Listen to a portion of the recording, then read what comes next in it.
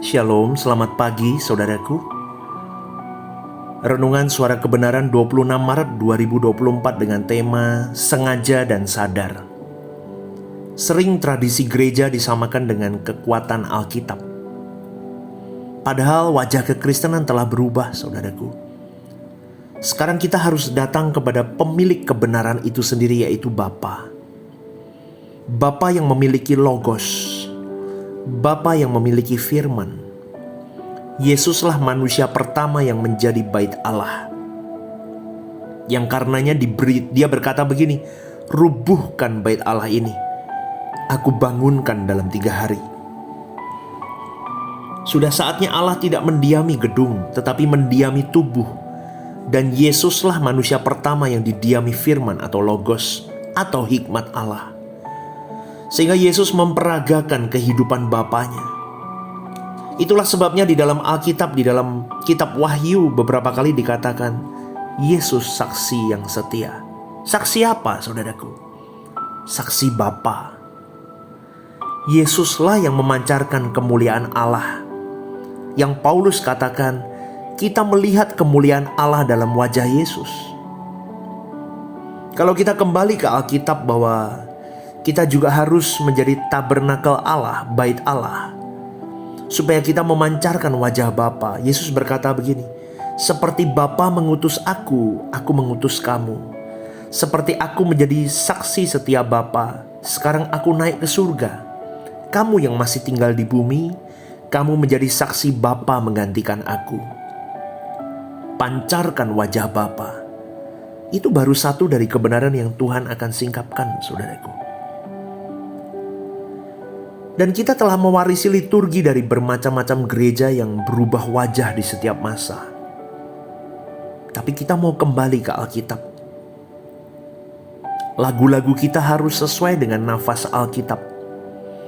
Harus sesuai dengan suara Alkitab. Kalau bagi umat perjanjian baru harus merindukan kerajaan surga. Harus tidak betah lagi hidup di bumi. Kita membela pekerjaan Tuhan dengan darah dan nyawa kita. Kita memiliki beban. Kita berdoa agar kita punya hati seperti hati Tuhan. Kita mengekspresikan perasaan Bapa di surga. Makanya saudaraku, kita harus terus mencari wajah Tuhan. Terus menyediakan diri duduk diam di kaki Tuhan. Kalau kita tidak mengosongkan diri, maka kecerdasan ilahi tidak bisa mengalir dalam diri kita. Karena kita sudah merasa cukup pandai, cukup cerdas. Tuhan tidak mengambil kesadaran kita. Kita masih di dalam kesadaran. Tetapi di dalam kesadaran itu kita punya dialog dengan Roh Kudus, saudaraku. Karena Roh Kudus di dalam diri kita, maka kita harus jadi tabernakelnya. Bagi para pendeta seperti saya, harus punya stabilitas hidup setiap hari. Suci itu, sucinya yang stabil. Emosi jangan sampai dihinggapi oleh kedagingan, apalagi roh yang lain. Stabil, sehingga di mimbar Allah, hamba-hamba Tuhan ini benar memberitakan suara Tuhan. Stabil. Jadi Roh Kudus yang akan memimpin kita pribadi lepas pribadi, supaya kita punya perjumpaan dengan Roh Kudus, saudaraku. Jangan sombong. Jangan sombong. Tanpa kita sadari kita diam-diam sombong. Apalagi kalau ada prestasi masa lalu yang hebat, yang cemerlang. Kau terkenal. Wah, kau dikenal oleh banyak orang. Sombong. Itu yang membuat Roh Kudus jadi padam dalam dirimu. Dia tidak punya saluran. Maka kita harus banyak duduk diam di kaki Tuhan. Supaya menyadari betapa besar hikmat Allah. Dan betapa tidak berartinya diri kita. Kita harus sadar saudaraku bahwa kita ini bodoh. Ya, kita ini bodoh saudaraku. Kita mau belok kanan, belok kiri, maju ke depan, mundur ke belakang. Roh Kudus tahu saudaraku. Seringkali Roh Kudus yang pimpin kita. Benar. Roh Kudus yang pimpin kita. Akhirnya kita sadar, oh ya, yang kulakukan mundur maju belakang itu salah. Roh Kudus yang pimpin kita, tetapi seringkali kita tidak mau dipimpin Roh Kudus. Kita maunya dipimpin iblis. Akhirnya nabrak-nabrak, saudaraku. Lah itulah kehidupan kita.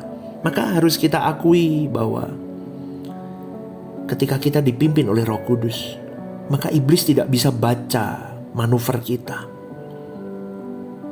Dia tidak bisa mengalahkan kita.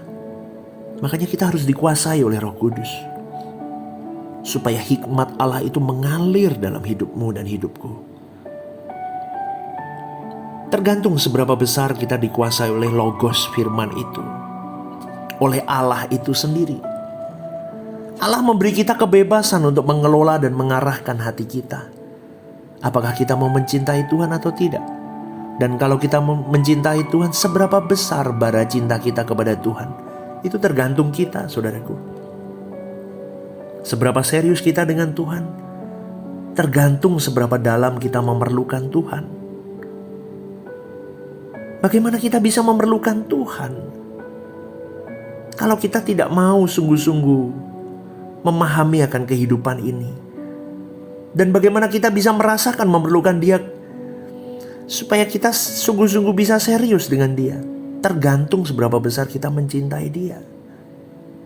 Kalau orang sudah cinta, orang tidak lihat keadaannya, kaya miskin, penampilannya, don't care, saudaraku. Lalu mengapa kita tidak mempersembahkan hati kita seluruhnya untuk Tuhan? Itu pertanyaannya. Kita tidak bisa dikuasai Allah sepenuhnya kalau hati kita masih mendua. Dan ini masih banyak orang mendua, saudaraku. Kita berurusan dengan Tuhan bukan karena berkat-Nya ya, saudaraku. Bukan karena melirik dompet kuasanya, melainkan karena Tuhan itu sendiri. Orang yang memandang Allah seakan-akan mati, Allah mati bagi orang itu. Orang yang memandang Allah hidup bagi orang itu. Kita mau kemana? Hanya kematian yang menunggu kita. Kita bisa mengobarkan cinta kita kepada Tuhan selagi masih ada kesempatan. Kalau jantung berhenti berdetak, nadi berhenti berdenyut, tidak ada lagi nafas di dalam dada, kita tidak akan bisa lagi menjumpai Tuhan.